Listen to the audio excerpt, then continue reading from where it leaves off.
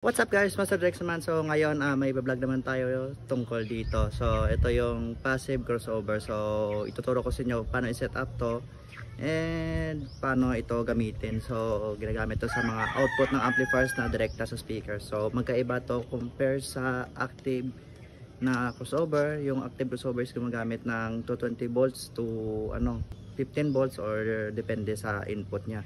Tapos pwede mo ma-adjust yung frequency niya. Yung ito, fixed frequency na yung ilalabas nito. Hindi ka tulad ng active crossover na pwede mo pang pihitin and pwede mo pang i-adjust yung yung tunog ng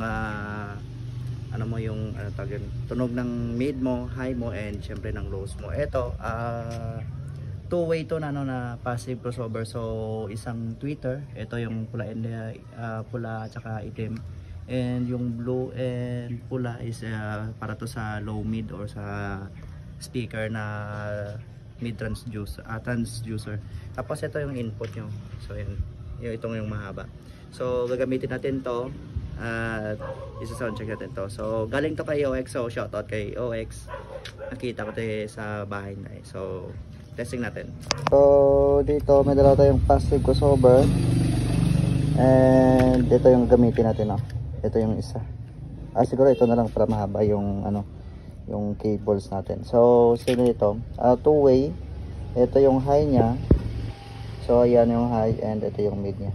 So may mga coil, capacitors. Ito yung sa side na na low mid and ito yung para sa tweeter. So may mga resistor siya, capacitor, inductor. So ayan. So kahit dalawang amplifier, isang amplifier lang pwede na yan. So ilagay natin. So, ito lang kasimple yung setup natin. So, output ng amplifier natin. And nakasplit niyan sa dalawa. So, no need na crossover na active. Katulad niyan. Yung sarap ko na yan. So, ito na lang. Kahit direct term na lang. So, low. Nakaseparate niya yung low and yung tweeters natin.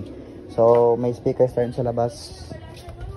So, ayan yung speakers natin sa labas. Joson na mid vocal 8 and Joson na Uranus and syempre Broadway na mixer. So, yan ang available natin. So, volume na tayo and wala pang input. So, nila kukuha ko ng XLR para sa input and output natin.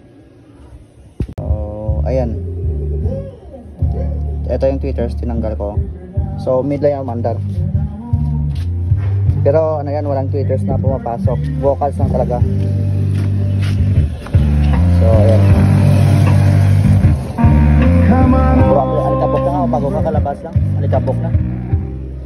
So ibalik natin yung tweeter. So yan lang. So yan. Tapos ito yung sa low mid natin. So yan. Yan lang kasimple yung setup natin sa Ito may pang bahay ka na, may crossover ka na. So meron ito mabibili sa Shopee.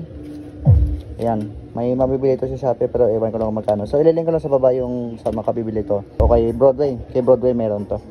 So thanks for watching mga bossing. Sana matutunan kayo.